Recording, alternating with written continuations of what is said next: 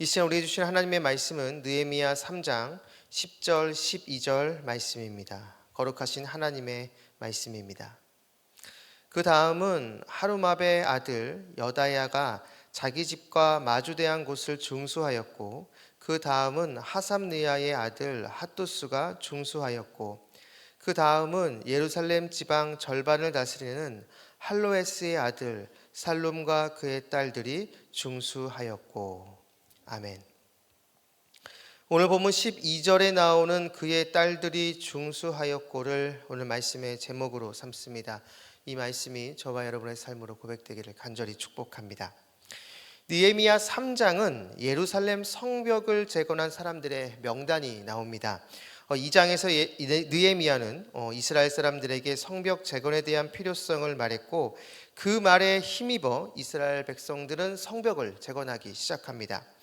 느헤미야 3장은 바로 성벽을 재건한 사람들의 명단인 것이죠. 그런데 단순히 이름만 나열된 것이 아니라 여러분이 보시면 아시겠지만 이 사람들의 이름 그리고 출신 지역, 공사 구간까지 말해주고 있습니다. 즉 어느 지역, 어디 출신 사람이 어느 구간을 담당해서 성벽을 지었는지 상세하게 말하고 있는 것이죠. 대충 이들의 구성을 좀 살펴보면 예루살렘 거민은 물론이고 예루살렘 밖에서도 많이 온 것을 우리는 보게 됩니다. 여리고 사람, 드고아 사람, 기브온 사람, 미스바 사람 등 여러 지역의 사람들이 와서 성벽을 짓습니다. 또 계층으로 보면 대제사장과 레위인처럼 제사에 직접적으로 관련된 사람들뿐만 아니라 느디님 사람, 금장색과 향품을 장사하는 사람, 심지어는 12절에 오늘 설교 제목처럼 여성들도 이 성벽을 지었다라고 나옵니다. 또 특이한 것은 지방관의 아들들이 참여했다라는 겁니다. 즉 지역을 관할하는 이 바사, 페르시아 관리들의 아들들이 직접 와서 이 사역에 동참했다라는 것이죠. 그렇게 본다면 모든 계층의 사람들이 다 모인 겁니다. 남자와 여자, 예루살렘 안에 사는 사람과 밖에 사는 사람, 대제사장부터 상인까지 모든 사람들, 온갖 지역의 계층의 사람들이 한데 다 모여서 이 성벽을 지금 짓고 있는 것이죠.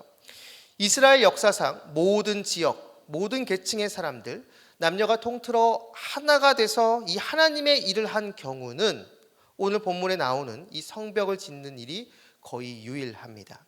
성벽을 짓는 일에 이스라엘 백성은 공동체성을 회복하게 된 것이죠. 그리고 우리가 더 자세하게 좀 봐야 하는 것은 이 3장 전체에서 자기 집과 마주대한 부분을 공사한 사람들이 많다라는 겁니다. 10절, 23절, 28절, 29절, 31절에 그 내용이 나오는데요. 즉 느헤미야는 사람들이 자신의 집에 가까운 거리에 있는 지역에서 성벽을 짓도록 배려한 것이죠.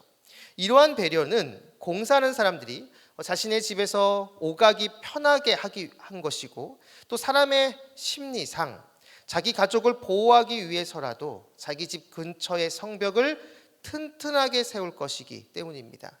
사람의 능률을 최대로 발휘하기 위한 느헤미야의 리더십을 엿볼 수 있는 대목이죠. 사랑하는 여러분, 이스라엘 백성은 성벽을 지으면서 하나가 됐습니다. 모든 지역, 계층을 뛰어넘어 이 성벽을 짓는 일에 이스라엘 백성은 하나가 됐습니다. 이러한 모습은 이스라엘 역사에서 거의 전무후무한 일입니다. 그만큼 귀하고 그만큼 아름다운 모습이죠. 교회 공동체 역시 이러한 하나된 모습이 있어야 합니다. 그런데 저는 이 이스라엘 역사에서 전무후무한 이 하나된 모습이 성벽을 짓는 일로 하나가 됐다는 것에 주목하고 싶습니다. 성벽은 구분짓기 위해 만드는 겁니다. 성벽을 지음으로 성벽 안과 밖이 나뉘어지게 되죠. 성벽은 구분을 위해서 세우는 것입니다. 창세기 1, 2장에 나오는 이 에덴 동산 역시 에덴 동산에서 그 동산에 해당하는 히브리어 단어가 간입니다. 그런데 이 간이란 히브리어 동사는 울타리가 쳐져 있는 동산을 의미합니다. 즉 안과 밖을 구분하는 장소라는 것이죠. 에덴 동산은 사방으로 열려 있는 곳이 아니었습니다. 안과 밖이 구분된 장소였고, 이 아담과 하와의 사명은 바로 그 울타리 안에 있는 동산을 지키고 관리하는 것이었죠.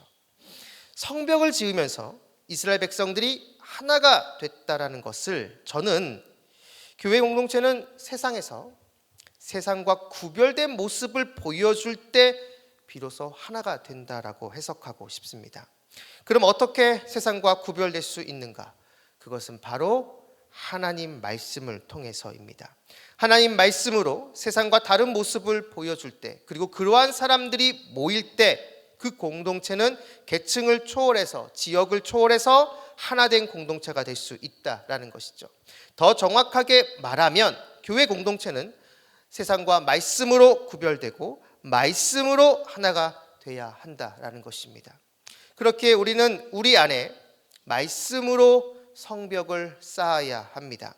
세상 가치관과 다른 하나님의 말씀으로 우리가 나아가야 할 길을 정하고 그 말씀으로 나 자신을 점검하며 세상과 구별된 모습이 바로 우리에게 있어야 한다라는 것이죠. 그렇게 할 때 교회는 세상과 구별된 빛과 소금의 정체성을 지킬 수 있으며, 교회 안에서도 성도들이 여러 지위와 여러 배경을 뛰어넘어 주님 안에서 하나가 될 수가 있는 것입니다.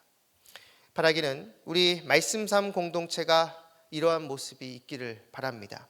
하나님의 말씀으로 세상과 다른 가치관을 보여주면서 세상에 주님의 주님 되심을 드러내고, 동시에 세상 안에서 그리고 우리 안에서 주님의 말씀으로 하나된 모습, 바로 이러한 모습이 우리에게 있을 때 주님은 우리를 통해 하나님의 놀라운 뜻을 이루어 가실 것입니다. 바로 그러한 은혜의 축복이 우리 공동체와 여러분에게 함께하기를 주님의 이름으로 축복합니다.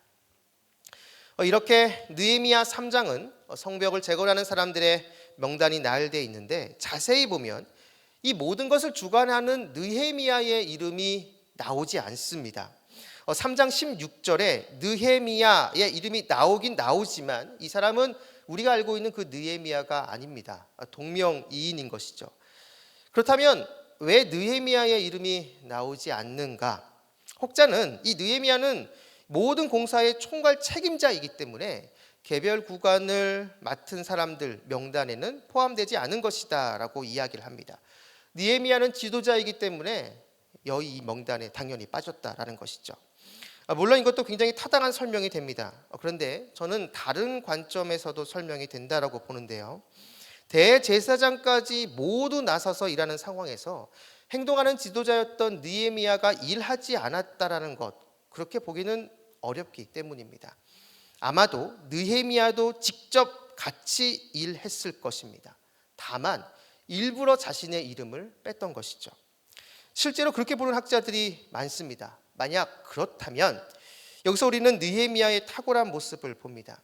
느헤미야는 분명 지도자였지만 자신을 성벽 재건의 주인공으로 기록하기보다는 성벽 재건은 하나님의 은혜와 백성들의 헌신으로 이루어진 일인 것을 강조하기 위해 의도적으로 자신의 이름을 삭제했을 가능성이 크다라는 것이죠. 자신보다는 일선에서 수고하고 헌신하는 다른 사람들을 높여주기 위해서 일부러 자신의 이름을 넣지 않았다라는 것입니다. 느헤미야의 이러한 모습이 있었기에 이스라엘은 더 하나된 모습으로 성벽을 재건할 수 있었던 것입니다. 사랑하는 말씀상 공동체 성락성결교회 성도 여러분, 자신을 낮추고 다른 사람을 높여주는 이 느헤미야의 모습의 절정은 바로 우리 예수님이십니다. 우리를 섬겨주기 위해 주님은 친히 낮아지셨고 더 낮아지셔서 결국 십자가에서 죽으셨습니다. 주님의 그 낮아지심으로 우리는 하나님의 자녀로 회복된 것이죠. 그 주님을 닮아가고 그 주님께서 걸어가신 그 길을 따라간다고 말하는 우리에게도 바로 이러한 모습이 있어야 합니다. 나를 드러내고 나를 앞세우는 것이 아니라 나는 낮아지고 다른 사람을 인정해주고 세워주는 바로 그러한 모습이 우리에게 있어야 한다라는 것이죠.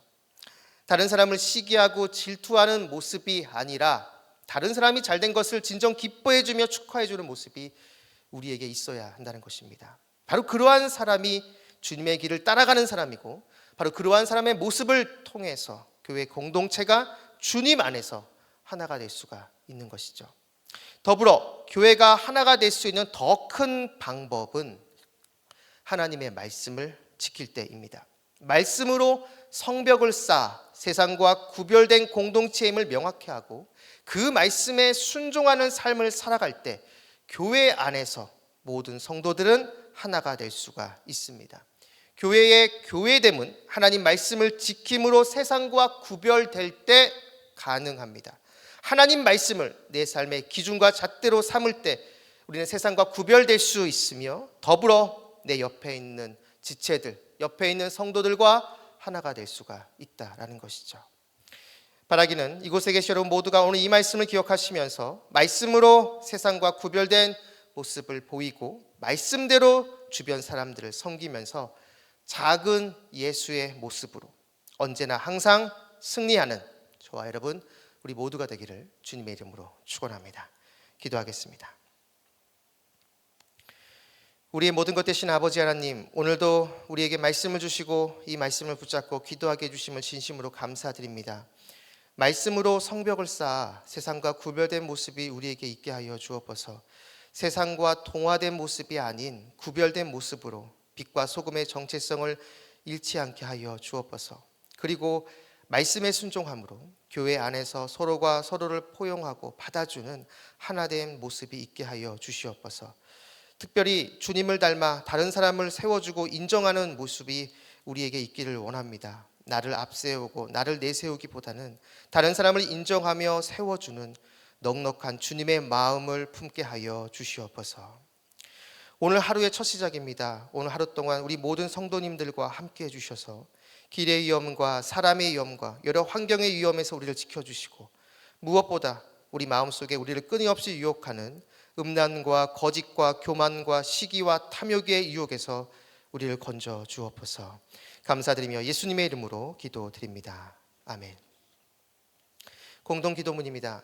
지금 들은 말씀이 내 삶으로 이어지게 하옵소서. 동네 세매주 성경 말씀 묵상을 통해 말씀의 깊이가 있는 말씀상 공동체 성락성결교회가 되게 하옵소서. 담임 목사님과 부교육자들, 장로님을 비롯한 평신도 지도자들 모두에게 성령 충만의 은혜를 주옵소서. 교육부서의 성경학교 수련회와 해외 단기 선교에 큰 은혜를 주옵소서. 무더운 여름에 모든 성도님들의 건강을 지켜주옵소서. 육체 질병과 마음의 질병으로 고통받는 성도님들에게 회복의 은혜와 평안의 은혜를 베풀어 주옵소서. 이 시간 함께 나눈 공동기도문과 각자 가지고 나온 개인의 기도 제목을 놓고 기도하신 후에 삶의 자리로 나아가도록 하겠습니다. 기도하시겠습니다. 참 좋으신 아버지 하나님 감사합니다. 이 새벽 이 하루의 첫 시간을 주님께 드리고자 우리 성도님들 이곳에 모여 있습니다. 거룩하신 하나님 복 가운데 주님 임재하여 주시옵시며 세상이 줄 수 없는 오직 주님이 주시는 놀라운 그 은혜가 우리 성도님들의 심령과 마음 가운데 충만하게 임할 수 있도록 주여 역사하여 주시옵소서. 아버지 하나님 우리 마음 가운데 말씀으로 성경을 쌓기 원합니다. 세상 속에서 세상에 동화되어 세상을 닮아가는 그러한 모습이 아니라 세상 그 한가운데서 아버지 하나님 말씀을 붙잡고 그 말씀에 순종하며 세상과 구별된